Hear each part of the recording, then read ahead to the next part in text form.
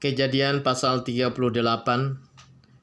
dengan perikop Yehuda dan Tamar. Pada waktu itu Yehuda meninggalkan saudara-saudaranya dan menumpang pada seorang Adulam yang namanya Hira. Di situ Yehuda melihat anak perempuan seorang Kanaan. Nama orang itu ialah Shua. Lalu Yehuda kawin dengan perempuan itu dan menghampirinya. Perempuan itu mengandung, lalu melahirkan seorang anak laki-laki dan menamai anak itu Er. Sesudah itu perempuan itu mengandung lagi, lalu melahirkan seorang anak laki-laki dan menamai anak itu Onan. Kemudian perempuan itu melahirkan seorang anak laki-laki sekali lagi dan menamai anak itu Shelah. Yehuda sedang berada di Kejib ketika anak itu dilahirkan. Sesudah itu Yehuda mengambil bagi Er, anak sulungnya, seorang istri yang bernama Tamar. Tetapi Er, anak sulung Yehuda itu adalah jahat di mata Tuhan, maka Tuhan membunuh dia. Lalu berkatalah Yehuda kepada Onan, "Hampirilah istri kakakmu itu, kawinlah dengan dia sebagai ganti kakakmu, dan bangkitkanlah keturunan bagi kakakmu." Tetapi Onan tahu bahwa bukan ia yang mempunyai keturunannya nanti. Sebab itu setiap kali ia menghampiri istri kakaknya itu, ia membiarkan maninya terbuang, supaya ia jangan memberi keturunan kepada kakaknya. Tetapi yang dilakukannya ia itu adalah jahat di mata Tuhan, maka Tuhan membunuh dia juga. Lalu berkatalah Yehuda kepada Tamar menantunya itu, "Tinggallah sebagai janda di rumah ayahmu, sampai anakku Shelah itu besar." Sebab pikirnya, jangan-jangan ia mati sebelum kedua kakaknya itu. Maka pergilah Tamar dan tinggal di rumah ayahnya. Setelah beberapa lama matilah anak Shua istri Yehuda. Habis berkabung pergilah Yehuda ke Timna kepada orang-orang yang menggunting bulu domba-dombanya, bersama dengan Hira sahabatnya, orang Adulam itu. Ketika dikabarkan kepada Tamar, "Bapak mertuamu sedang di jalan ke Timna untuk menggunting bulu domba-dombanya," maka ditanggalkannya lah pakaian kejandaannya.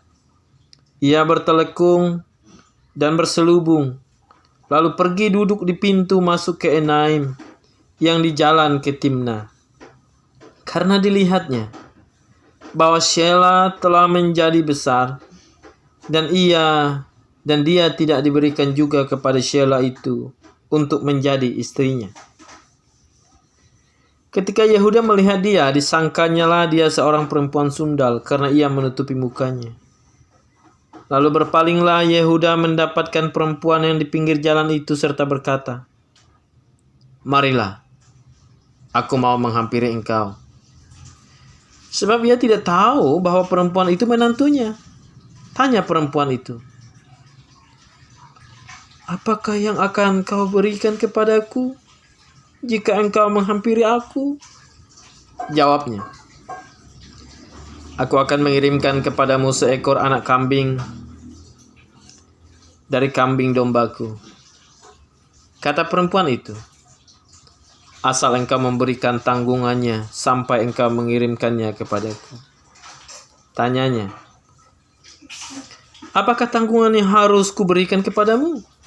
Jawab perempuan itu, "Cap meteraimu serta kalungmu dan tongkat yang ada di tanganmu itu." Lalu diberikannya lah semuanya itu kepadanya, maka ia menghampirinya. Perempuan itu mengandung daripadanya. Bangunlah perempuan itu lalu pergi, ditinggalkannya lah telekungnya dan dikenakannya pula pakaian kejandaannya.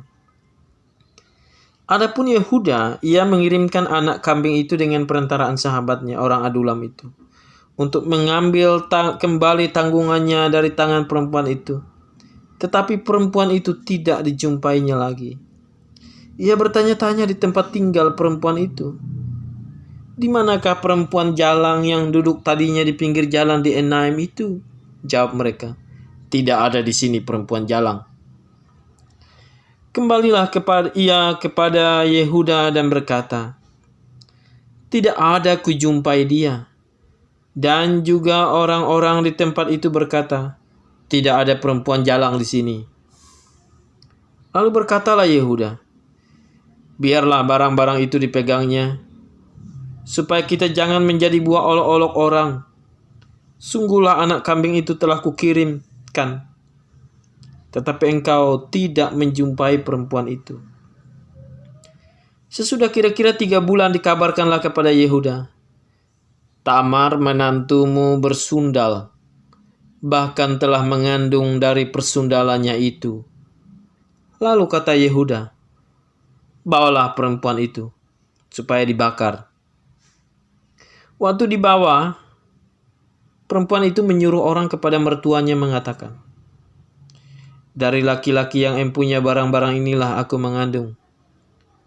Juga dikatakannya, "Periksalah, siapa yang empunya cap meterai serta kalung dan tongkat ini?" Yehuda memeriksa barang-barang itu lalu berkata, "Bukan aku, tetapi perempuan itulah yang benar. Karena memang aku tidak memberikan dia kepada Shelah anakku, dan ia tidak bersetubuh lagi dengan perempuan itu." Pada waktu perempuan itu hendak bersalin, nyatalah ada anak kembar dalam kandungannya. Dan ketika ia bersalin, seorang dari anak itu mengeluarkan tangannya lalu dipegang oleh bidan. Diikatnya dengan benang kirmizi serta berkata, "Inilah yang lebih dahulu keluar." Ketika anak itu menarik tangannya kembali, keluarlah saudaranya laki-laki dan bidan itu berkata, "Alangkah kuatnya engkau menembus keluar." Maka anak itu dinamai Feres. Sesudah itu keluarlah saudaranya laki-laki yang tangannya telah berikat benang kirmizi itu. Lalu kepadanya diberi nama Zerah. Demikian firman Tuhan.